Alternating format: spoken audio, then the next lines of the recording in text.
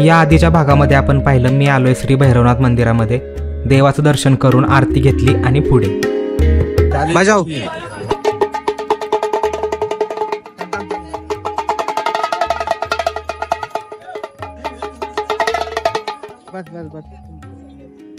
आता हे गाडीला बांधतो, तुम्ही नजर लावून दाखवा फक्त. नजर कॅन्सल, मग घराला नको. आमच्या पप्पाला मारतेल नाही, आमच्या पप्पाला ट्रकला लावतात. ट्रकला आता आमचा ट्रक तर नाही, गाडीला नाही लावत, मग राहू दे कॅन्सल. 50 रुपये को जो बिलो 50 रुपये. हे काय रुद्राक्ष अजून तयार नाही झालं का? ये रुद्राक्ष फल के अंदर होता है रुद्राक्ष. हे निकालना पड़ेगा क्या? हाँ निकाल दे. क्या पंचमुखी है क्या? हाँ पंचमुखी. 4 ऐसा है. ये ओरिजिनल है क्या? हाँ ओरिजिनल है. तेल पिला दिया उसको तुमने. हाँ गॅरंटी आपल्या ओरिजिनल आहे. खरं बोलायचं तर आम्ही 4-5 स्टेट मध्ये फिरलोय आतापर्यंत, आणि चांगल्या स्टेट मध्ये, म्हणजे जिकडे सगळे टुरिझम असतं, टुरिस्ट जिकडे जातात तिकडं फेमस तिकडे आम्ही फिरलोय. पण आम्हाला मध्य प्रदेश चांगला वाटतं. What ever it is, Madhya Pradesh is best. मध्य प्रदेशचे लोक पण चांगले आहेत, त्यांचा बोलायचा ऍक्सेंट तर मला लय आवडलाय. मी इथली भाषा शिकलेली, स्वभाव पण माझा आहे. चुना लावते ते पण गोड बोलून अजिबात वाटत नाही चुना लावल्यासारखं, आणि लावल्यावर पण राग येत नाही असा विषय. कॅमेरावर घाण लागली, मला वाटतं खराब येत असणार कुठे. मी इथं बसलो टुकटुक मध्ये. आताच आम्ही आलो कालभैरव मंदिरातून. म्हणणार हे काय घेऊन आलास कुठलं? एकतर मी आलोय ते कोणाला माहित नाही, एकटा फिरायला लागलोय, आणि तसलं काय घेऊन गेलं तर लय वाईट टाकते.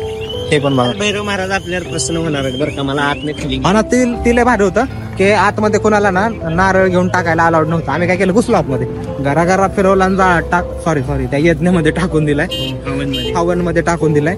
आता बघा इडा पिडा स्वार्थी माणसानं स्वतःसाठी मागितलंय, मी सगळ्यांसाठी मागितलंय. मी नाही कोणासाठी मागितलं. बळीचं राज्य येऊ दे म्हणले, ऐन टायमिंगला मला काय मागायचं देण्यातच येत नाही. गेल तो ठरवून मी बरंच काय मागायचं, पण मी काय नाही मागितलं. जस्ट मी ते असं फिरवलं, आणि प्रथेनुसार मी परंपरेनुसार. आपलीच बस आहे. हा मग एकच बस आहे असली फक्त. तो बोलला ना आपल्या एक निघाल्या की बस ही आपलीच आहे. आपलीच आहे. हा आपला माणूस कुठं आहे? आपली बाटली आहे का बघू ना, बाटली. कितने काय आपका हो? भैया 50 रुपये. आम्ही आता सिद्धवटीला पोहोचलोय. असं म्हणतात की ते लावलेला वटवृक्ष माता पार्वतीने लावलेला, ज्याची महादेवाच्या रूपात पूजा होते. इकडं ना विक्रम वेताळवाला, तो वटाचं झाड आहे तिथं. विक्रम ते वेताळ उलटा लटकायचा, विक्रम यायचा, आणि मग ते स्टोरी सांगायचं. ते कहाणी गॉट रिअल. नाशिकमध्ये जसं पंचवटी आहे तसंच इथे क्षिप्रा नदीच्या तीरावर सिद्धवटी आहे.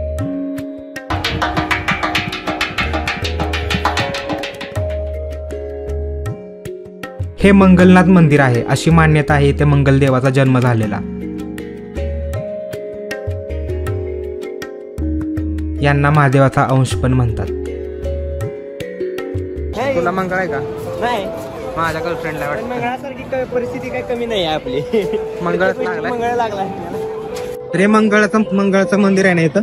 तर इथं लाल कलरचं काहीतरी चढवायचं असतं. मी काय विचार करतोय, हाताच्या नसा कापतो आणि रक्त काय झालं तर झालं, एकदम परमनंटच उपाय होऊन जाईल. मी तरी जाईल, नाही तर मंगळ तरी जाईल.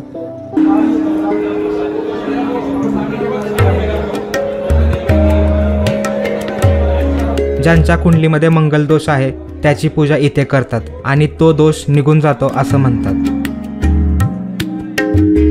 असं म्हणतात हा भारतातला एकमेव नंदी आहे जो उभा राहिलेला आहे.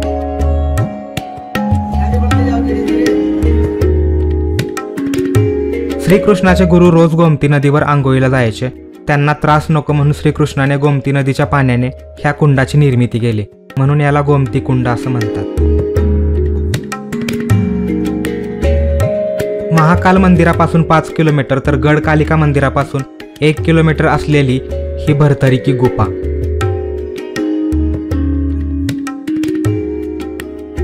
राजा भरतरीबद्दल 2 गोष्टी सांगतात. एक म्हणजे त्यांची राणी पिंगळा, तिला दुसऱ्या माणसावर प्रेम होतं म्हणून राजा संन्यास घेतो, आणि दुसरी गोष्ट म्हणजे राजाच्या मृत्यूची खोटी बातमी ऐकून पिंगळा राणी मरते, पण गोरखनाथाच्या कृपेने राणी पुन्हा जिवंत होते. यानंतर गोरखनाथाचा शिष्य बनून राजा संन्यासाला निघून जातो.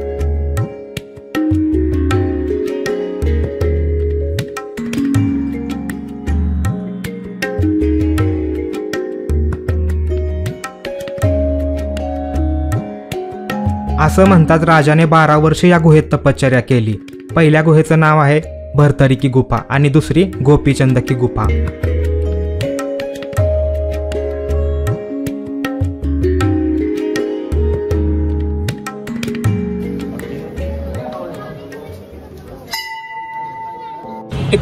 टिकटॉक नाही टुकटुक मध्ये बसलोय आम्ही आता आणि निघालोय घाटावर आता सीन आता भारी एकदम. तुम्हाला आता सगळ्या भारी गोष्टी बघायला भेटणार आहेत. सकाळी जे मी तुम्हाला उजेडात दाखवलेलं त्यात अंधारात कसं दिसतंय बघा. आणि आम्ही पण एन्जॉय करतो, तुम्ही पण एन्जॉय करा.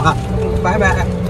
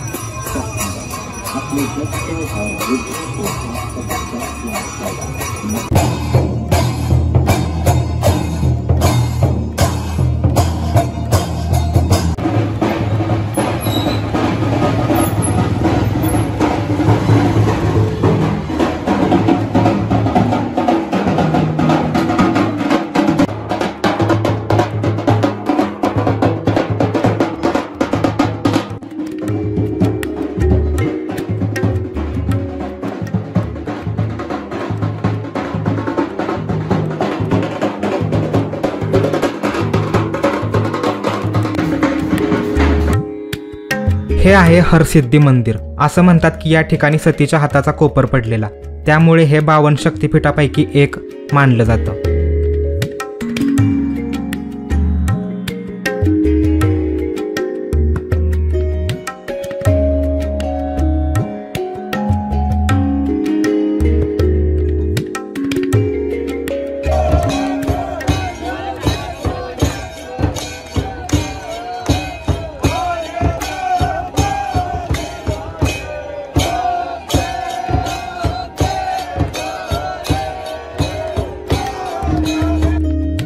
आणि आता तुम्ही बघताय महाकाल लोक.